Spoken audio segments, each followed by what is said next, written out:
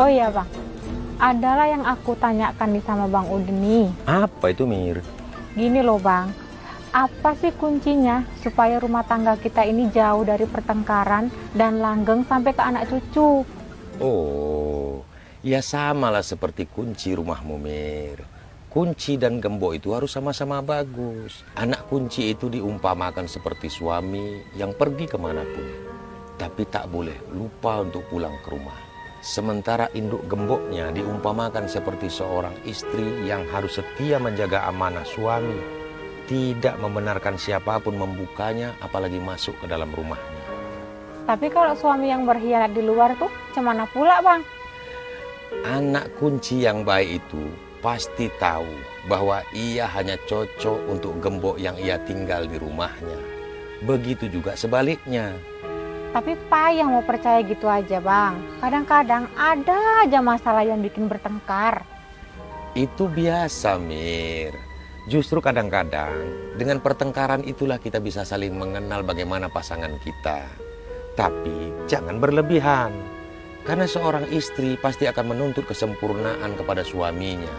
Begitu juga seorang suami pasti akan menuntut kesempurnaan seorang istri. Padahal Allah Subhanahu wa Ta'ala menyatukan kita justru untuk melengkapi kekurangan kita masing-masing. Assalamualaikum. Pasti ini dia lagi ceritakan aku kan, Bang? Nih, siapa yang nyerita ya Bang? Nuduh aja. Adik tuh tanya sama Bang Udin, cemana caranya biar rumah tangga itu baik, langgeng. Udah itu adik mau tahu cara suami yang baik itu kayak mana. Hai, cara suami yang baik pula yang ditanya. Mesti yang adik tanya tuh, macam mana jadi istri yang baik? Ya sambilan lah Bang. Lah abang kemari nih mau nanya apa? Pasti mau nanya cemana caranya biar jadi istri yang baik kan? Beda. Abang kemari bukan nak tanya macam mana punya istri yang baik. Abang kemari nak mengaji dengan Bang Sudin. Macam mana caranya menjadi hamba yang baik. Udah cocok lah kita kumpul semua di sini nih, Lul. Jadi kita bisa sama-sama belajar bagaimana menjadi istri yang baik, suami yang baik, dan menjadi hamba yang baik. Iya Bang, aku penasaran betul Bang. Abang kemarin kan baru sampaikan satu sifat sahabat yang 6 tuh Bang. Aku kemarin nak tanya nih, penasaran betul aku yang kedua tuh apa Bang? Belum lagi Lul. Kita masih membahas yang pertama. Karena rangkaian kalimat la ilaha illallah itu adalah Muhammad dan Rasulullah. Artinya Bang? Artinya kita harus meyakini dengan sepenuh hati tanpa keraguan sedikit pun bahwa Muhammad SAW adalah utusan Allah Subhanahu wa Ta'ala. Membenarkan dengan perbuatan bahwa tidak ada tunjuk ajar yang lebih sempurna daripada tunjuk ajar baginda Rasulullah SAW. Mencintainya dengan cara mewujudkan sunnah-sunnah baginda Rasulullah ke dalam kehidupan kita sehari-hari. Mau jadi apapun kita hari ini. Karena pada diri Rasulullah SAW, Allah telah letakkan suri tauladan untuk dapat kita contoh. Sebagai seorang pemimpin, Rasulullah adalah contoh pemimpin yang paling amanah. Sebagai seorang pedagang, Rasulullah adalah pedagang yang paling sukses dan jujur. Sebagai seorang suami, Rasulullah juga seorang suami yang paling baik di muka bumi. Umat ini beruntung karena memiliki seorang nabi dengan tauladan yang sempurna. Kita tinggal mencontohnya saja. Apa rumah tangga Nabi itu nggak pernah bertengkar ya Bang? Apa istrinya itu nggak pernah cemburu sama Rasul? Sebagai manusia biasa, sudah pastilah rumah tangga baginda Rasulullah SAW juga pernah dibumbui dengan kecemburuan. Tapi rasa cemburu yang justru mempertebal rasa cinta. Rasa cemburu yang justru memperindah rasa sayang. Karena Rasulullah SAW pernah berkata, ketika suami istri saling pandang dengan rasa cinta, maka Allah Subhanahu wa Ta'ala akan memandang mereka dengan pandangan yang penuh kasih sayang. Tuh, kau dengar dek. Ini curiga saja yang ada. Pantang tengok muka aku dah mengamuk. Makanya abangku jangan buat ulah-ulah lagi.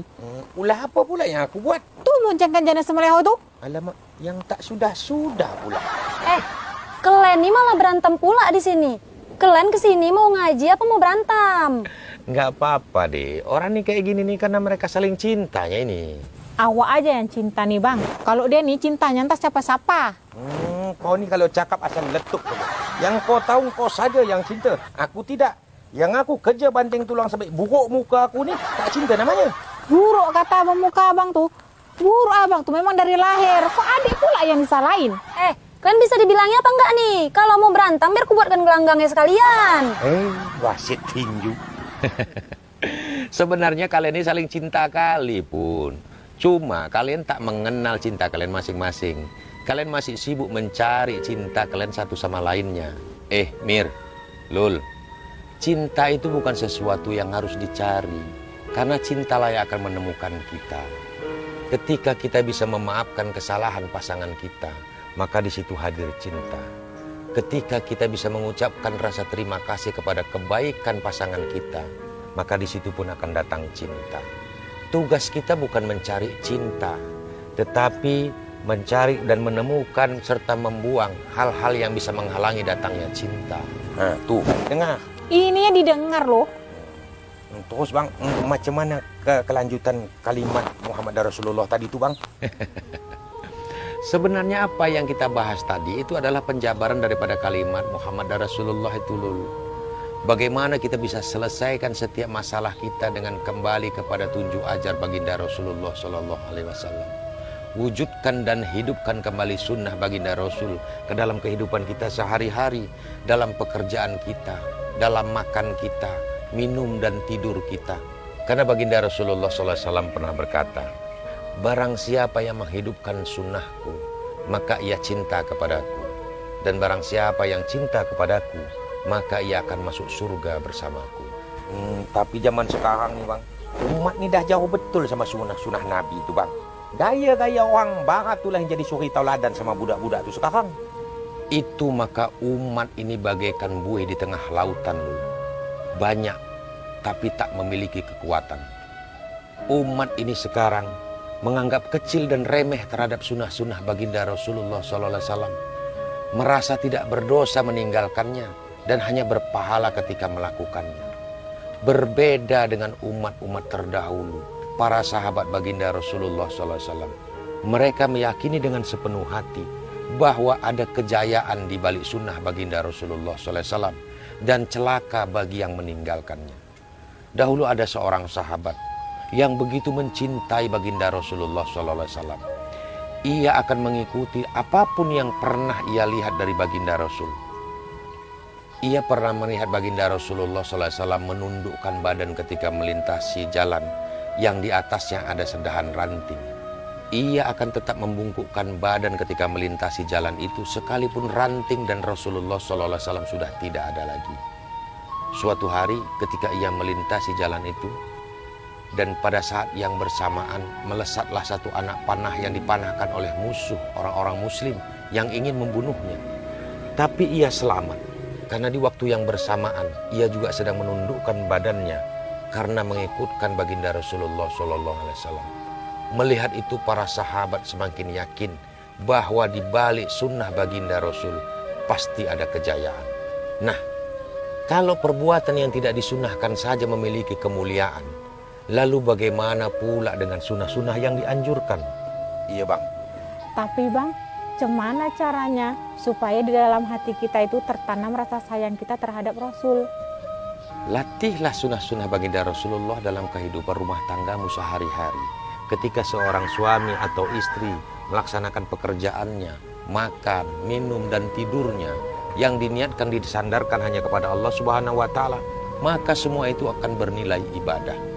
Seorang istri yang mencuci pakaian suaminya semata-mata mengharap ridho Allah dan Rasulnya, maka baginya akan dicatatkan 2000 kebaikan, akan diampuni 2000 kesalahan, dan setiap makhluk yang terkena sinar matahari akan setia memohon ampunan dan mahfirah kepada istri tersebut.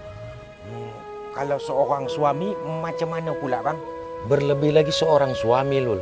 Suami yang ikhlas mencarikan nafkah bagi keluarganya semata-mata mengharap ridha Allah Subhanahu wa Ta'ala, maka akan tercatat baginya pahala seorang mujahid yang mati syahid dan akan masuk surga tanpa hisab. Masya Allah.